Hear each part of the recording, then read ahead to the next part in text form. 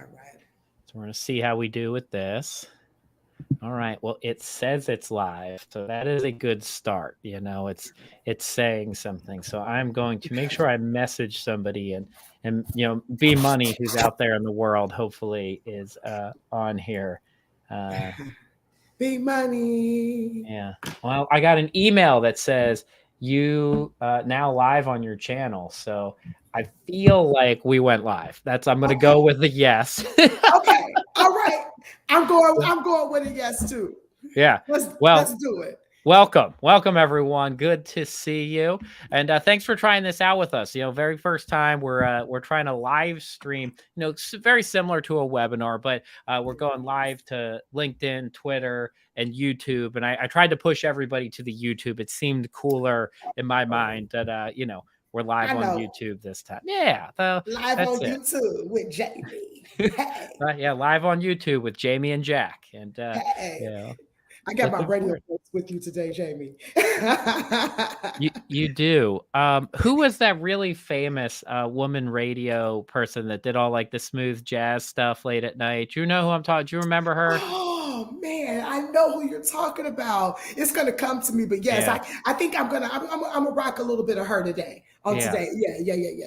I'm gonna be like that radio DJ with that voice thing I got going on. Yeah, I like it. And well, thanks everybody for joining us. So we were supposed to have Dr. David Rhoiney here today, and he is a surgeon, but he actually had surgery on himself this past week. Wow. He's okay. We were texting with him earlier, but he was actually saying he was going to do this from laying in his bed, and I was like, don't do that. Well, he'll be on here shortly enough anyways. But so Jaq, with her a little bit worn down voice from a little bit of cold and myself, we're rocking here today. And thanks for joining this FinServe conversation and kind of webinar, podcast, whatever you might want to call it. And we're going to talk about generational wealth today.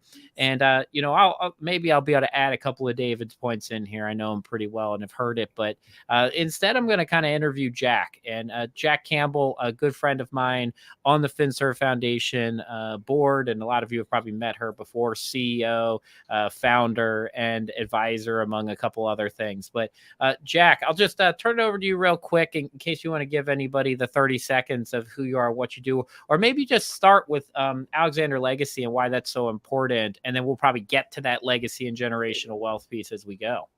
Absolutely. Well, thank you again so much for having me today. Again, bear with me as I power through with my amazing radio voice and a little bit of cold as well. But, to just give you the 30-second overview of Alexander Legacy and a little bit about who we are. I mean,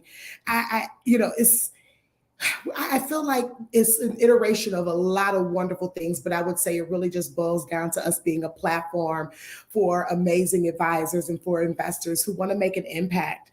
And, that's really who we are. We launched because we are, here, we're on a mission, and our mission is to serve and to help more advisors and more investors ensure that they're making an impact with their dollars and with their time and with their treasure. Yeah. Well, I love that. You were one of the, remember when I did a podcast with you, right as you were, the news had not come out yet that you were joining Carson as a partner. And, I remember the first version of it, you were picking a different name actually for the company. And then you switched over and wrapped your family's name into it. I did. And I'm so glad, actually, it's so funny. It was about like 3 weeks before launch day. And it was like, ding, ding, ding, you cannot use that name. I'm like, what do you mean? So anyway, long story short, here I am. I'm in Jamaica at the time. I'm like, that was like going to be like my last hurrah before I like get ready to launch this firm. And I'm like, wait a minute, you mean to tell me like all the collateral, everything's done, website's built, and we can't use the name? So I'm like, okay. So I'm in Jamaica. I literally go to the water and I'm like, okay, God, what is going to be the name of this company? I mean, it's not a big deal, but kind of a big deal at the same time, and I got like 24 hours to figure this out. And it was so funny because one of my mentors at the time, her name was Mary, literally called me like an angel Mary out of the blue. And she says, have you ever thought about using your family's name? And I said, you mean Alexander? She was like, yeah, like that's a powerful name. She says, there's a lot of power. And I just had never really I guess, thought about it like that. But then she started saying Alexander the Great and all these, great. I was like, well, if you say it like that, no. So, it was just a great, it was one of those things where, we just had to make a really important decision in 24 hours. And I'm glad that, that we did have that, opportunity to change it to Alexander. Yeah, I'm glad too. I think it's special to have your family's name and all that legacy part of it. You sent me an awesome video today, and I think we'll go back to a little bit of that. And but tell us a little bit about your journey, how you got kind of got into the profession, because I think that story will lead us into what does generational wealth mean to you? Because I know that story. So that story exactly, and and I do want to go back a little bit to Alexander legacy, because I do think there's an important piece of this story that really didn't evolve, if you will, until later on in my chapter of naming the business Alexander. But it was one of those things where at some point there was some objection out there. Jaq, you shouldn't name it after your name, because there might not be people that would want to join it because it's after a name. And I said, well, wait a minute. And so I started to think about all the famous Wall Street firms that are out there. I even started to think about the firm that I'm partnered with. Yeah. And I said, well, wait a minute. I said, well, my God, if it's, good enough for them. Yeah. I was just wondering, why wasn't it good enough for me? So I tell that story, as a woman, as a person of color. I want to inspire more people. Go out there. A lot of times in history, our names were kind of taken away from us, and we weren't really able to use our names. And so now we have the power to use our names for good and for impact. And so the more I thought about Alexander being part of this legacy and part of this journey, the more I got excited that this was going to be the name, and it was supposed to be the name. And so now I'm honoring the fact that, we're in it, for that reason as well. So anyway, I just want to throw that out there as well. Yeah, I love that. I've had that debate. I don't know if you've gotten to meet him much, but Judd Mackerel is a good friend of mine. And we've gone into that one a couple times of, should companies be named after you? Should it be bigger than you and something else? But your point, if you go look at a lot of, publicly traded companies. Now, they might have abbreviated them down over time, right? Yeah. Like, PwC, PricewaterhouseCoopers, but these are big companies that, started with somebody's name. And then one of the oldest companies in the world. I don't believe it's the oldest. I've looked this up before, but honestly, my memory is not as good as it used to be. Yeah. But, Nintendo is one of the oldest companies in the world. And that was named after the founder, right? Nintendo is, has been a gaming company around for hundreds of years, and, it's named after the founder too. So it's worked for Nintendo, which is up behind me. I do have a Nintendo back here. So got Mario, also named after Mario. It's okay. I love Super Mario Brothers 1984, baby.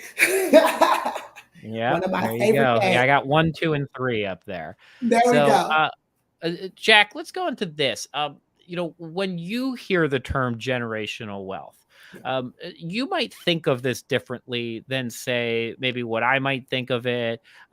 What somebody, I sit in a private wealth management group, and when people think about long-term wealth like that, it might have a different connotation to you. And I know Dr. David was going to talk on this too, but how has that been different for you, maybe as a Black American versus what some other people might think about when they hear generational wealth? Yeah. So like for me, I'm very, very fortunate where, I'm actually third generation entrepreneur. So my mother is CPA. She's been one since the day I could remember. And my grandfather owned tons of land in Indiana. He was a farmer. He was a pastor. We had tons of churches. So just growing up, I grew up understanding that, again, because they were entrepreneurs and they were owners, they owned land, they owned businesses. And when they passed, meaning my grandparents, that went directly to my mother. And then she essentially, from that point, she set up a trust. And so, as a Black woman coming up in Detroit, Michigan, I was very, very fortunate that, because of my upbringing, a parent who was exposed, and that keyword exposure keeps coming up in a lot of my conversations lately. I was exposed at a very early age, to a family that, believed that had access to ownership. And it wasn't because my grandfather was rich. It was because he worked very, very hard. He tended his farm and he knew how to go out and negotiate deals. He was a businessman. So as soon as he made money, he knew how to take that money and he knew how to turn it into more money. He was very, very, very intelligent and crafty. He knew how to, take $1 and turn it into 5 or 6, by turning his, his farmland into, additional streams of income. So again, I like to say, I get it honestly. Now that's my journey, which is very different than maybe the journey of some of my colleagues that may have had a very different upbringing than what I had. So for me, generational wealth is that. It's carrying my grandfather's legacy. It's carrying that moment that I remember when I was 6 years old, hanging out with him in his churches and on the farms, and making sure that he knew when I'm gone, this is going to be yours, and you're going to keep this. And to this day, that farm is still in our family. It's still in a family trust, and I still see my grandfather's face, and his spirit, and for me, my goal is I'm going to be that one day. I'm going to be that grandmother. I'm not yet, but I will be that grandmother that will pass those same type of hopefully lessons on and legacy on as well. Yeah. And I've got 2 questions I want to get to out of that, but you also have the other experience from that too, early on in your career, right? So tell me about the opposite of that experience of seeing that family wealth being passed onward. Yeah, then there was the other experience, as you know, Jamie, where, one of my first jobs, I was working as an intern in a private bank. And one of the days, I remember a client came in and I'm looking at their portfolio and they actually have the same address as my grandmother. And I'm like, well, wait a minute, this is a little weird. This is my grandmother's address, but it's not her name. So I went to one of my trust officers and I said, can you help me understand what happened here? And so what they explained was when my grandmother passed away, her property was sold to another family. Mm-hmm. And that other family purchased that property and placed it in their trust. And so in my mind, again, I'm 16 years old at the time. I'm like, what does all that mean? And basically, in short, what it means is it's no longer part of your family, it's part of someone else's. And I was like, okay. And that was just my wake-up call. Like, how could we have kept that in our family? Was it for a lack of education? Was it for the fact, so that really started the journey of me really wanting to understand more about, again, generational wealth. And most importantly, it really started exploring this whole concept of what is a trust account? At 16, I'm trying to understand, how do I get one of those and get my family legacy back? Yeah. And it's, that's such an important concept because people who pay attention to the trust world have learned how to pass wealth down for multiple generations for a long time, right?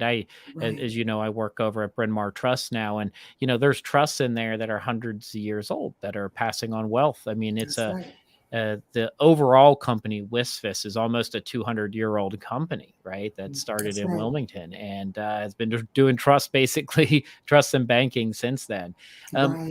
What type of advice do you provide, I'd say younger people listening, and also some of the clients that you interact with? I did an event with you where you had a number of kind of women business owners and entrepreneurs here in Philadelphia. And I thought what was interesting about that is almost everybody in the room had a shared experience about real estate, about lost family wealth in that community, right? Like it was just different and it was pervasive. And I'll go back to a regular question here because I'm adding a lot of different things. And then I saw a tweet today too, which I think might have been Ana Incahante, might have been somebody else. I wasn't on there for long, but just talking about how the Black community in the U.S. is hyper focused on owning real estate and LLCs and things like that. But what I thought was interesting was that dinner we had in that meeting where almost everybody went around and shared their story. And a lot of people had a loss of, wealth at some point in their family. So Absolutely. what type of advice do you kind of, when you hear that, all of that ramblings of me, what, I what, know. what I comes mean, out it's of that about for you? absolutely. I think what comes out of that for me, Jamie, you hit the nail on the head. I think there is that in our culture, a lot of it is the opportunity to be able to one get wealth. That's a big deal, especially in the Black community. I mean, to be able to have access to whether it's land or real estate, to begin with, that's huge because I mean, just not even 60, 70 years ago, that may have not been a huge reality for much of America. Now, fast forward, I mean, I'm very, very blessed to be, kind of born at such a time as this to where, I'm old enough, but yet still young enough to remember how it was even back in the 80s when my parents were trying to buy a home when interest rates were, where they were, and how many people could really afford that even back then, right? Then you take it 20, 30 years prior. So, the stories that you heard were stories, that came from like our parents and our parents that fought really hard to buy homes and to do it during Jim Crow era and do it, during eras where there were things like redlining and, where, if you were in certain neighborhoods, you weren't able to purchase properties in neighborhoods where property values were going, through the roof, right? And so you can only imagine a lot of wealth was created for a lot of Americans through their homes. And Black Americans wanted to be able to participate in that same American dream, right? And so that's what you were listening to. And it was like, now it's like, how do we capture that now that redlining is illegal? And right now that it's like, okay, I can buy in the nice neighborhoods too, but can I afford the taxes? Can I be able to keep up the taxes if grandmother passes away and we inherit the home, even though, the home may be paid for? Is the family positioned properly to still maintain that? So, you and I have been on many panels where we talk about these kind of stories. And that's really what you hear about is the affordability of being able to maintain what may not even be affordable today, as we know, with interest rates and with where things are even in 2023. So it was just those stories of, I think, if I'm hearing you correctly, just some of the trauma, that came from it. But then now some of the things that, we're doing to help you. You mentioned what advice, are we giving people like that? And it's like, we can either have a community of what I like to say. I don't like to really support communities of trauma per se. I want to understand the trauma so that we can then support communities of solutions, which is how do we take the lessons that we learned from the traumas of our past and from maybe our ancestors. And now as we are starting to maybe build generational wealth, in some cases for the very first time, in some cases we're on the second or third generation. But now it's like, really understanding that, there's things like what we talk about all the time, getting trusted financial advice, having a financial plan, connecting with the right, investment teams so that, we're taking things like estate planning very seriously. We're doing things like having that trust. There was a reason why I saw that trust at 16. So now I can make sure that my family and my children's children, we can ensure that we're sustaining our wealth through having those kind of vehicles. So it really has opened up a door, long story short, for investment education.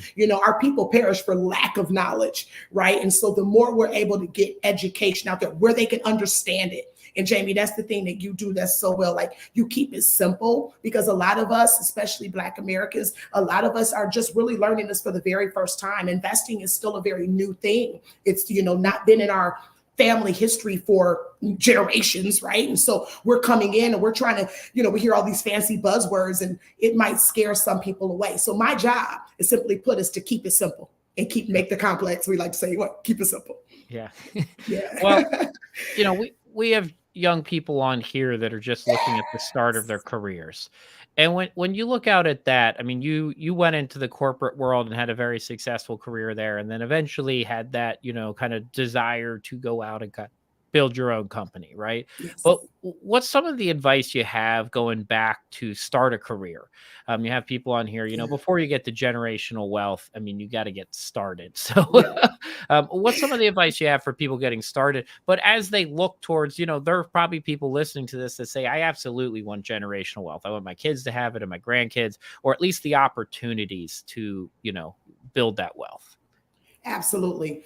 Well, for me, my journey again was just really, it was about taking advantage of those internship opportunities and being able to know that I knew I wanted to be in business. I still maybe didn't really quite know it was going to be financial services, but I knew business was something. So again, I think knowing that and having some passion and excitement about that is key.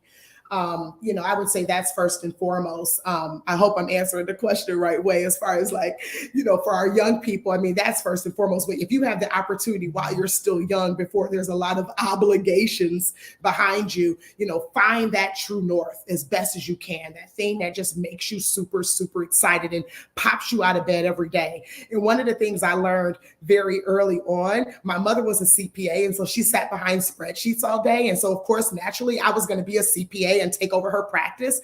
And I started sitting behind spreadsheets every day. And I was like clamming up. I was miserable. It was not me. As you guys can tell, I'm energy. I needed to be in front of people. I did not want to be in front of spreadsheets. So I immediately shifted. And I went to like my mentors at the time and I said, where can I thrive? Put me where I'm going to be my very best self. I love numbers. I love making money. I love the markets. I love investing. I love the science behind it. But I'm the girl that wants to be maybe on stage or out meeting and mixing with people, not behind the spreadsheets. I'm going to die. And so I think, more of the story is really understand your true north. This industry is big, it's vast. There's a lot of different parts of this industry, from being an analyst all the way to being on, a financial advisor.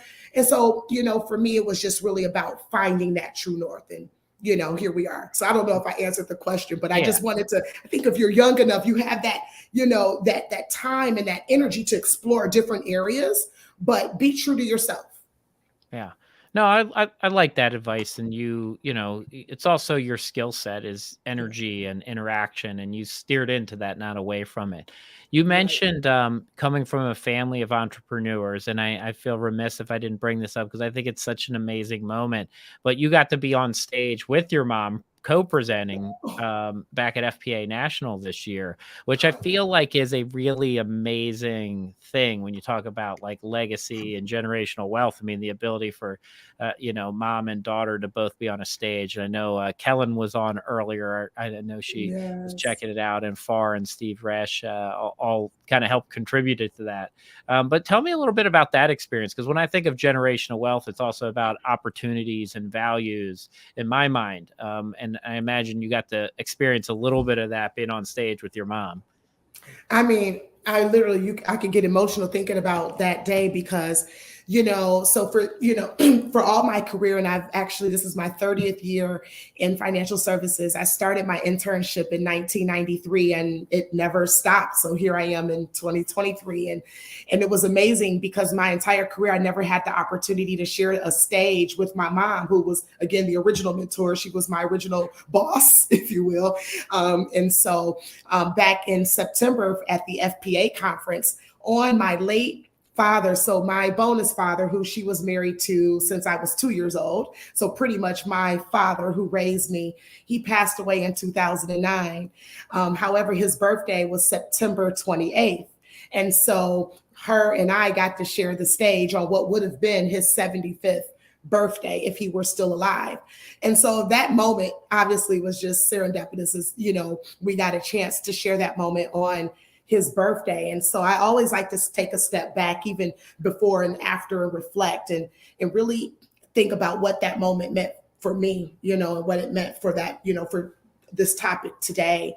And it truly meant, like, I think about him, and he was the very first person who sowed a seed into me. I remember when he was living, and I remember back at that time, he was one of my very first clients when I was advising. He was like that guy who always believed in me. He always just said, no matter what, there's something special about you.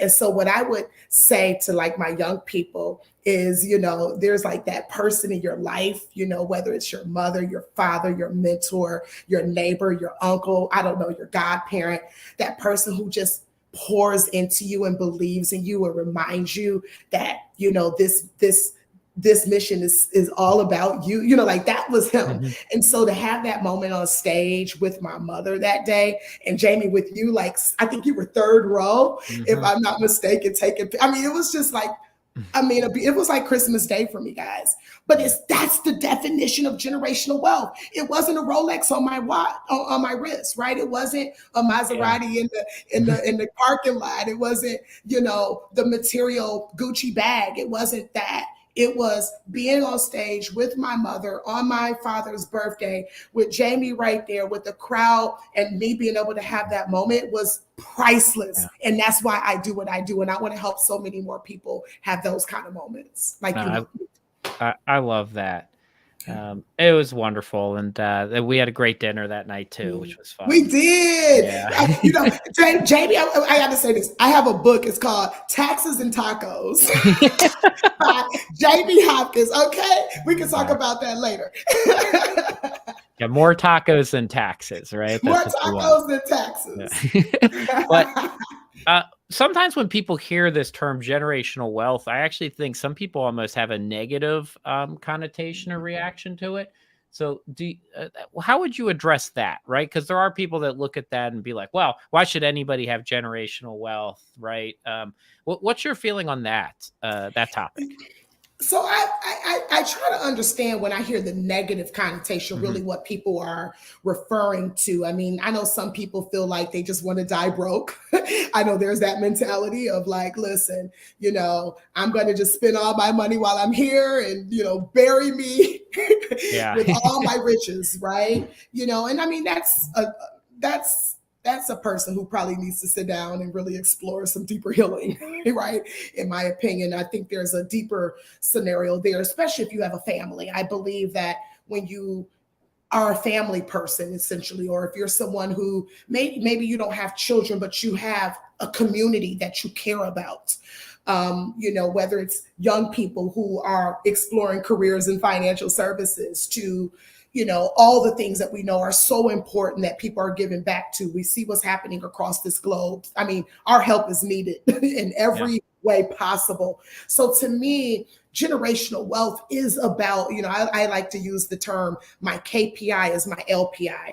So KPI, my friends, my key performance indicator is how many legacies, how much philanthropy, and what kind of impact am I making on this world. And that's really my indicator for generational wealth. So when people have that negative, I kind of re-explore, are you just looking at it again, going back, is it just a material thing? Because if we're just tying it to like wealth, the way Instagram likes to label it, and the way the world likes to label it, then I'm not interested in that either. But when we're trying to really go deeper as far as wealth being your legacy, the ability to use your true gift and talent that you were built and created to be here for, and use it to just help the world become a much better place. And that might be through things like FinServe and other type of communities where we're helping young people not only get access to great careers in financial services, but what is that going to do? It's going to help more people like our families ensure that we have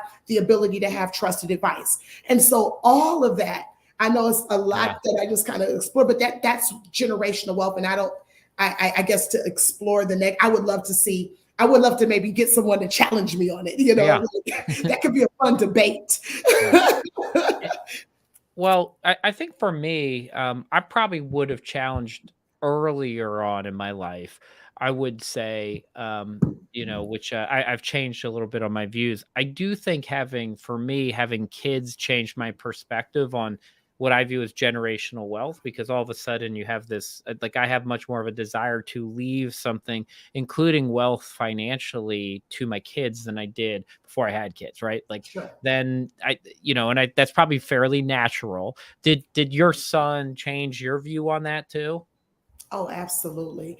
Definitely, when you have kids, it reminds you when you were a kid, I think, and I'm like, all right. And so it just really does, put things into a whole different perspective where you just, you just don't want to hand them everything and spoil and rotten. But at the same time, you don't want them to start from zero. And you do want to have a groundwork that is my hope and prayers that my kids are so much better than me, that they take all the lessons that I, did good, bad, and they're different. And they just kick my ass even better than I was able to do.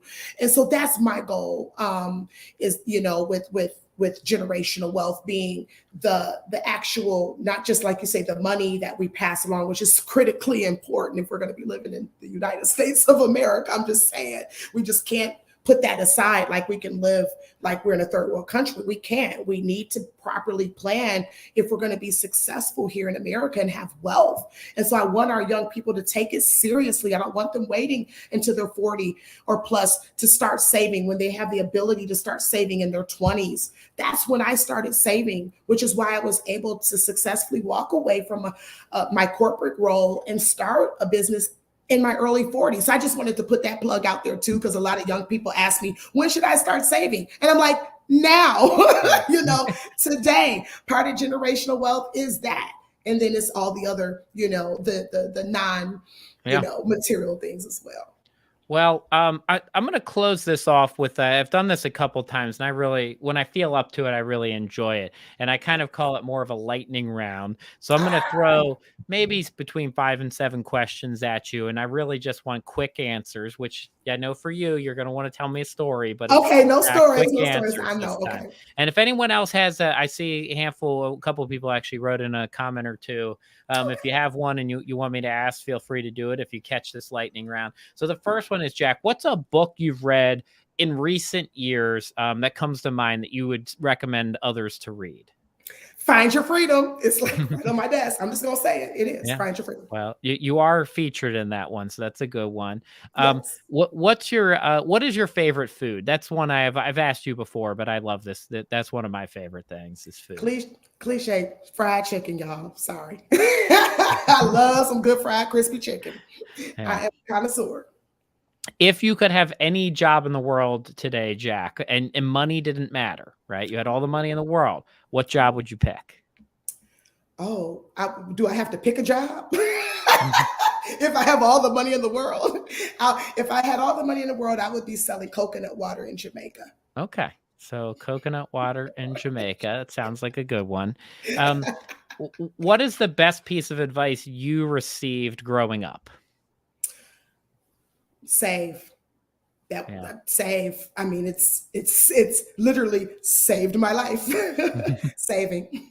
All right. And so the last one is, what's something over the next year you're most looking forward to? And it could be anything.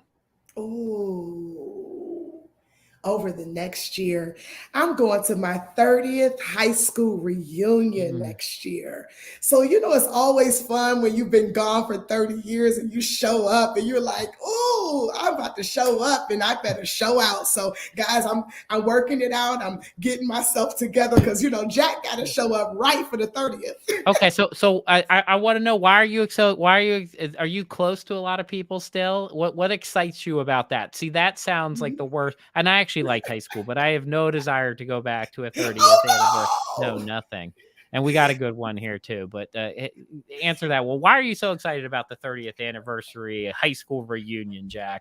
Yeah, so I'm very close with the little city I grew up in. It was a suburb of Detroit called Southfield, and honestly, we actually called ourselves the original Black Wall Street. There's a story behind that. There's a whole nother podcast we should do about that, to be honest with you, because there was a lot of very successful Black Americans that launched businesses as entrepreneurs. My mother being one of them in Southfield. So Southfield back in the 70s and 80s for Black Americans was a mecca. I mean, you could get a home, they had pools in the backyard, jacuzzis, horses, tennis courts. Yes, Black Americans. So it's a little known secret there that, Southfield, Michigan was a very upscale Beverly Hillish type neighborhood. And so when we grew up together, and our classmates just were very, very close. And, many of us went on to become executives at major firms. And, I'm very proud to say, went on to just do amazing things. And so here we are now 30 years later, and it's excited to actually come back to, really just share our stories of like success. And we've also, of course, there's other stories as well, but Yeah. I'm a proud Blue Jay. That's what we Southfield Blue Jay, 1994. There we go. Abby wrote in a question here, and I'll read this one, and then if we don't get any more, we'll wrap up. But what are your thoughts on retirees passing inheritance while they are alive? It's a great question. Yes. I'm happy to chime in after you too, but I know you got the retiree special, right? That's you, Jamie. I guess, for me, if you can afford to, I'm assuming we're in a situation where you can afford to start gifting things while you're still living. And so if we're in a situation where that makes, financial sense, then I would say do it. But again, I wouldn't want to impact my retirement by moving things away. And then now I have to be in a situation where I've got to borrow, money because I was so charitably inclined out the gate. So I don't know. Those are my initial thoughts. Jamie, I'll hand it to you as the specialist. Yeah, but look, that's where I land too is, look, nobody else is going to save or pay your retirement for you. So you have to do that first. Now, if you can afford that and you want to give to your kids or grandkids while alive, there are some tax benefits of doing that, actually, that there are some interlife or inter vivos, and the legal side of me comes out, while alive gifts that are actually more efficient than waiting upon death. So there are tax benefits and other reasons to give, especially if you have, say, like income producing property and you've got kids or grandkids in lower income brackets. So you can also like shift income downward, and that can be an effective gifting strategy. The other part though is, look, it's not me, but like grandparents love giving stuff to their grandkids. They might love that more than eating. So the reality is, right, that to some degree, do you love it? Do you like that impact? Are you a giver? And if you are, you might want to see that money enjoyed by your family rather than like hope they enjoy it after you pass away. Right. And again, there are other ways to do this where you can give some stuff, but still maintain like the core principle inside of a trust until you die. So there are strategies to kind of accomplish that. But I talk about it in Find Your Freedom. Like, my mom's a giver. I would never want to take that. That's her favorite thing, is to give gifts to the grandkids. And, she brought gifts here this last weekend. And that's what gives her the most amount of happiness. So if she's an extra $1,000 short in retirement at some point, she'd probably gladly trade that off to give gifts to her grandkids. And that's a little bit of that trade-off. But I would go back to, I don't think you should give so much that you can't meet your needs and somebody has to come in and take care of you. But there are some benefits to doing it while you're alive. So that's right. And I just want to bring that up because a lot of our grandparents, they will give and they don't have it to give. And then we're like, okay. So thank you, Jamie. Yeah. Well, thank you, everybody at FinServe. Thanks, everybody that hopped on here today. Jaq, thank you so much for bringing your energy and you drinking your hero drink to get through it. Yeah. I know. This is such a delicious drink for anybody who needs a hero. This is good. Yeah. And we all wish Dr. Rhoiney a speedy recovery. I know he's out there tweeting, so he is alive. We just we need him to feel a little bit better. Feel better. We are wishing you well, my friend. Yeah. Thank you, everyone. Stay safe and healthy. Look forward to seeing you all again soon.